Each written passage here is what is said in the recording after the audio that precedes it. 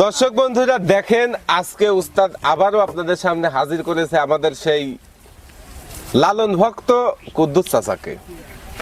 আপনারা দেখতে পাচ্ছেন আশেপাশে অনেক লোকজন আছে, ক্যামেরার পিছনে অনেক দর্শক আছে, আমরা দেখাতে পারতেছি না। তো আমরা তার সাথে কিছু কথা বলে আসব, আর কথাগুলো প্রশ্নাবাদ করবে আমাদের শরীফুল ভাই। চাচা, জি, আপনি এই যে গত ভিডিওতে যে আপনি বলছিলেন যে আপনি লালন অনুসারী, এবার লালনের কিছু কথা বলার ছিল আপনার, সেই বিষয়ে কিছু বলেন। ও আপনারা জিজ্ঞেস করলেন যে বাবা যে আপনার চুল বড় বড় রাখছেন কিছু লেগে, সেটাই। ও আমার ধর্ম কর্মটাই আলাদা, মানে ধর্মটা আমার আলাদা। এই লালনের ধর্মটা এটা হলো সঠিক ধর্ম, সঠিক ধর্ম। জি জি। যেমন উনি যেভাবে আপনার ইবাদত করতে বলছে তা জানে যারা যারা মহাজ্ঞানী, তারাই জানে। তো এই লালন সম্বন্ধে আমি একটা গান গাইলাই, তারপরে আবার কিছু শোনেন। ঠিক আছে ঠিক আছে, মানে আজকে কথা হবে গানে গানে। জি জি। আহা বলো না মন কারুর বলে বইল না মন কারুর বলে, রাসূলের দিন সত্য মেনে, রাসূলের দিন সত্য মেনে আকো সবাই আল্লাহ বলে বইল না মন কারুর বলে, রে বইল না মন কারুর বলে রে।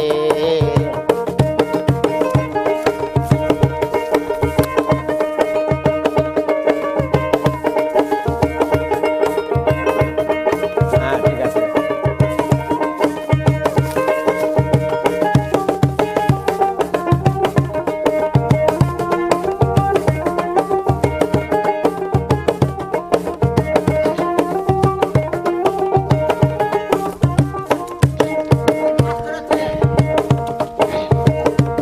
ওই দেখ আল্লাহ পাপ তো মূল সাধনা,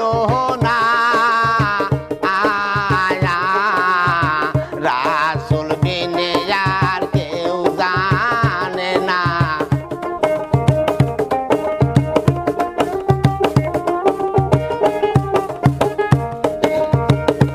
ওই দেখ আল্লাহ পাপ তো মূল সাধনা,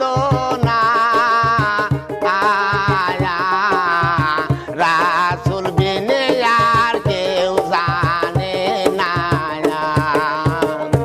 ওই দেখ জাহের বাতন উপাসনা, আমার রাসূল হইতে প্রকাশিলে যে বইল না মন কারুর বলে, রে বইল না মন কারুর বলে রে।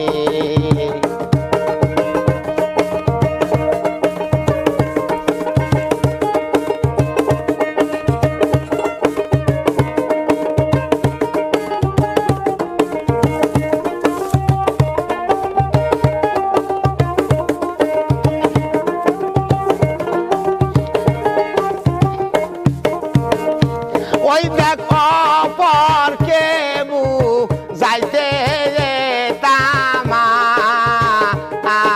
আয়াম করেন রাসূল জাহেরা কাম। ওই দেখ অপর কেবু যাইতে তামা আয়াম করেন রাসূল জাহেরা কাম।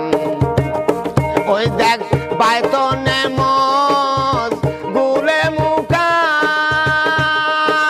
নাম রাসূল কারু কারু রে জানা গেলে বইল না মন কারুর বলে, রে বইল না মন কারুর বলে।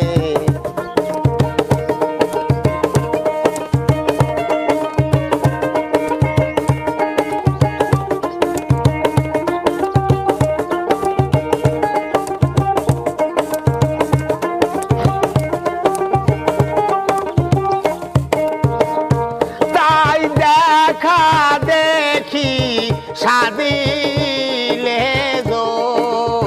ও বিপদ ঘটবে তার বাড়ি বেরো ওই দেখা দেখি সাদিলে ও বিপদ ঘটবে তার বাড়ি বেরো সাও হবে না শুধু সাদ আমার নবীজির ফরমানে বলে বইল না মন কারুর বলে বইল না মন কারুর বলে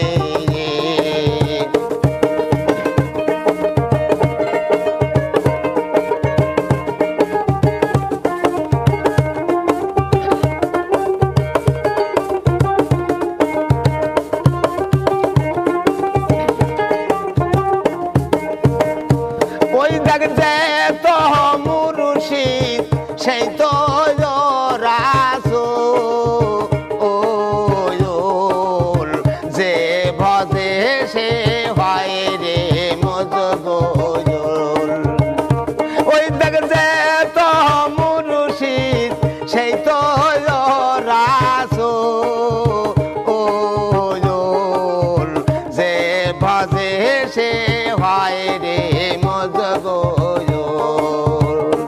ওই তাই শিরার সাই কয় সন্ধ্যে লালো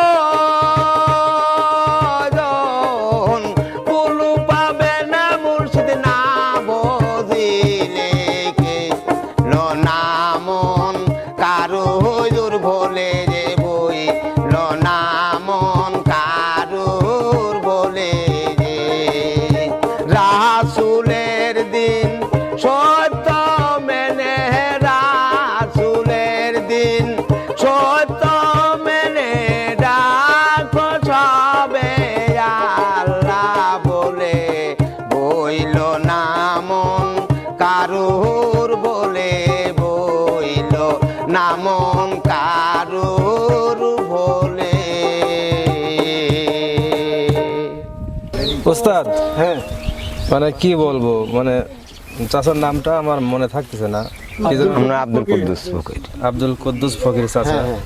তার যে একটা বাউলের একটা ভঙ্গি ভাব হ্যাঁ এটা ভাব মানে এটা দেখে মানে মনে হচ্ছে যে খুব ভালো লাগতেছে মানে গানও ভালো লাগতেছে গান তো অবশ্যই ভালো তারপরে তার একটা বাউলের যে একটা ভাব ভাব আসলে তো আমাদের বাংলাদেশে বাউলটাই সবচেয়ে আমরা প্রধান ইয়ে জি। করি যে আমাদের গ্রাম বাংলায় বাউলের ঐতিহ্যটাই সবচেয়ে বেশি আর সেটাই কিন্তু ওই চাচার মধ্যে আমরা খুঁজে পাচ্ছি তো আপনার কি মনে হচ্ছে আমার কাছে এক কথায় সব কিছুই ভালো লাগতেছে তাই না ওস্তাদ ভালো হ্যাঁ, সব লাগছে না? মিলেই ভালো লাগতেছে তো দর্শক বন্ধুরা আপনারা গান শুনলেন এবং কিছু কথা সব মিলে আপনাদের কাছে কেমন লেগেছে অবশ্যই কিন্তু আমাদের কমেন্টে জানাবেন আর যদি একটুও ভালো লেগে থাকে বারবারই বলতে হয় সেই একটাই কথা লাইক কমেন্ট এবং শেয়ার করে আমাদের সাথেই থাকবেন আর আজকের মতো বিদায় নিচ্ছি সেই সাথে যে যেখানে থাকেন ভালো থাকবেন সুস্থ থাকবেন সবার সুস্বাস্থ্য মঙ্গল কামনা করে বিদায় আল্লাহ হাফেজ